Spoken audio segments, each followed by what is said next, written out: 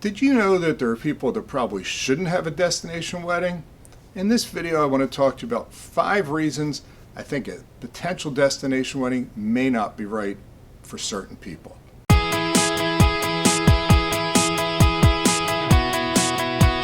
Hi, this is Jack with Vacationese. Do me a favor, subscribe to my videos. As you do know, I post new videos every week on Tuesdays. So I know you think it's strange because you've been watching my videos for a while that I may say you shouldn't do a destination wedding potentially. But let's be upfront. There are people I talk to that we have a call and I just go, this is not a good fit based upon certain things. And I think it's important that you know this up front versus a year and a half, a year from now, you're holding 30 rooms and you only have 4 booked. And we see this happen periodically. And then everybody, bride and groom, gets upset with their family, their friends, with us, with the resort. So I think it's better up front to identify, are you perfect for a destination wedding, or are there some reasons that maybe a destination wedding isn't right for you? So let's talk about 5 reasons I think that a destination wedding may not be right for certain people. Well, number 1 is a destination wedding is just that. It means you're going to a destination wedding. There are some people that don't like to fly, don't like to get onto airplanes, don't like to go places, you hear the word don't like vacation. So I think when you look at all these people you're going to invite to your wedding, really think about that. Are these people that do like to travel, that do go on vacation? Because ultimately, we hear from clients that are attending people's weddings that will call us and say, look, I got invited, but I'm not coming because I don't like Mexico, I don't like London, I don't like airplanes, and I don't want to fly. So I think you really need to identify the people on your list and go, do these people like to travel? Will they come to my wedding? Or are they going to tell me they just aren't coming? So travel and the need for travel is an important thing that I think you need to identify when you're thinking of having a destination wedding. Now, my second reason that maybe a destination wedding isn't right is if you want all your guests to show up, right? You're going to invite 100, 200 people, just like you would have a local wedding where they would get in their car and just drive to you. So you think everybody's going to show up. Well, don't be disappointed. What we find is approximately 60% of people are invited to a destination wedding will attend.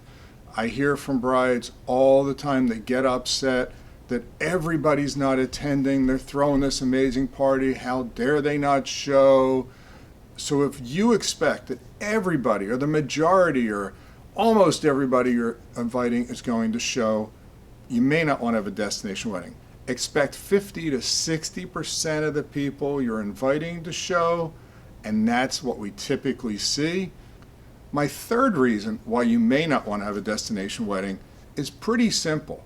It's expensive for your guests versus just getting in their car and driving down the street or down to the town you live in, or an hour or two. Remember, a destination wedding is just that. You have to go someplace. You're going to have to fly. You're going to stay in a hotel. If it's with us and it's Mexico or the Caribbean, it's an all-inclusive hotel. So if you have guests that don't want to spend the money or may not be able to spend the money to attend your wedding, you may think about that. The expenses your guests are typically going to see, remember, are going to be the price of an airline ticket to fly someplace.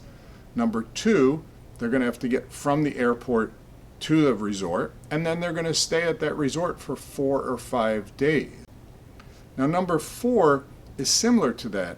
Being a destination wedding, you're typically, as a guest, not going for one night.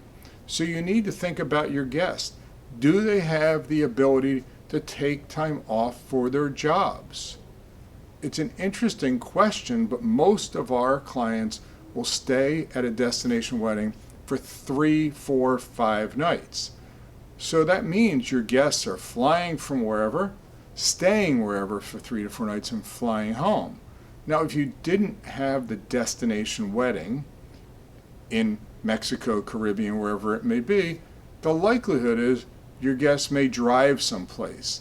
You may have one event that day, that evening, maybe you're at a hotel or a catering hall, and they drive back. So again, if you have guests that can't take time off from work, or can only take a day or two, but you need them to take 4 days, if you have guests that just don't have vacation days, or don't want to take the time off, a destination wedding may not be for you. And my fifth reason is, if you are the type of person that wants to DIY your wedding, make your centerpieces, bring your own desserts with, have a friend be the photographer, have Uncle Joe play in the band because he can drive his stuff, you cannot really DIY a destination wedding. There's multiple reasons. One is it's tough to bring all the stuff from wherever, flying on a plane, getting to the resort. So that's one issue. The other issue is, and I've done videos on this, the resorts today have what are called outside vendor fees. So let's say you decide you want to DIY your wedding, and you say you're going to make all your centerpieces. Now maybe you can do that. I would have a discussion with the wedding planner at the resort to say, if I make my own centerpieces, will you guys put them on the tables? Some of the resorts will say no. Some will say yes, but there is a fee. The other thing is, let's say that you want to have your friend do your hair and makeup, and you talk to the resort, and they may say, well, if you do that and you want to use the bridal salon or the bridal suite, you're going to have to pay an outside vendor fee.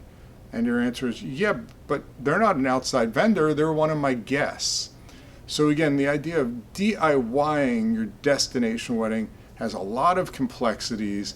Yes, you potentially can save money on different aspects of it in your mind, but at the end of the day, when you try to do it, it doesn't work very well when you're having a destination wedding at a resort, someplace in Mexico, the Caribbean. If you're in a private venue, then yes, but it has your own other complexities of how do you get all this stuff to where you're going, and what happens if you pay extra for bags and the bags don't get there, and we've had that happen. Call me, I can tell you funny stories that aren't so funny.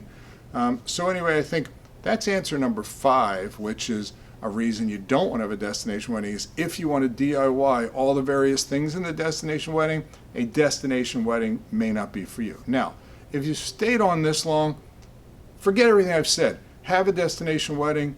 They're great. We love attending them. We like doing them. The guests that will attend will have a blast. You're going to have a blast because you can have everybody with you. Yes, there are intricacies of planning a destination wedding, but when you find a travel planner that is focused and knowledgeable about planning destination weddings, it makes it easy, it makes it fun, and it'll be a lifelong memory that you and your guests have from attending and being at your destination wedding. So I hope this has been helpful. Again, these were my 5 reasons not to have a destination wedding, and this is Jack with Vacationies.